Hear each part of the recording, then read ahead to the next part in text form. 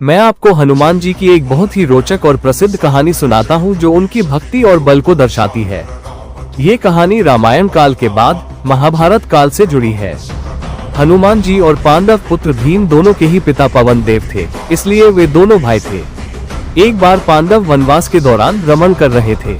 उस समय भीम को अपनी शक्ति और गदा पर बहुत अहंकार था।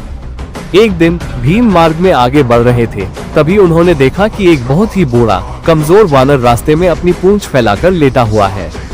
वो वानर कोई और नहीं, स्वयं हनुमान जी थे, जो अपने भाई भीम का अहंकार तोड़ने के लिए इस रूप में प्रकट हुए थे।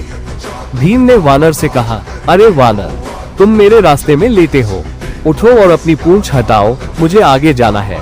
बूढ़े वानर रूप में हनुमान जी ने धीरे से कहा, हे वीर, मैं बहुत बूढ़ा और कमजोर हूँ, मुझ में उठने की शक्ति नहीं है। यदि तुम इतने बलशाली हो तो स्वयं ही मेरी पूंछ को उठाकर एक तरफ कर दो। ये सुनकर भीम को हंसी आ गई। उन्हें लगा कि इस कमजोर वानर की पूंछ उठाना उनके लिए चुटकी का काम है। भीम ने गर्व से अपनी पूरी शक्ति लगाकर वानर की पूंछ को उठाना चाहा। वो अपनी पूरी ताकत लगाता रहा, लेकिन पूंछ टस से मज नहीं हुई। भीम जितना जोर लगाते, पूंछ उतनी ही भारी होती जाती। पसीने से लथपथ भीम थककर चूर हो गए, लेकिन पूंछ को हिला भी नहीं पाए। भीम को अपनी गलती का एहसास हुआ।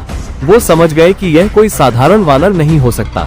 उन्होंने हाथ जोड़कर वानर से क्षमा मांगी और पूछा कि वे कौन है। तब हनुमान जी अपने असली विशाल और तेजस्वी रूप में प्रकट हुए। हनुमान जी को देखकर भीम भावुक हो गए और उन्होंने अपने भाई के चरणों में गिरकर आशीर्वाद मांगा। हनुमान जी ने भीम को गले लगाया और उन्हें आशीर्वाद दिया कि युद्ध के समय उनकी ध्वजा, झंडा पर विराजमान रहकर वो हमेशा उनकी रक्षा करेंगे। इस तरह हनुमान जी ने प्रेम और विनम्रता से भीम का अहंकार भंग किया।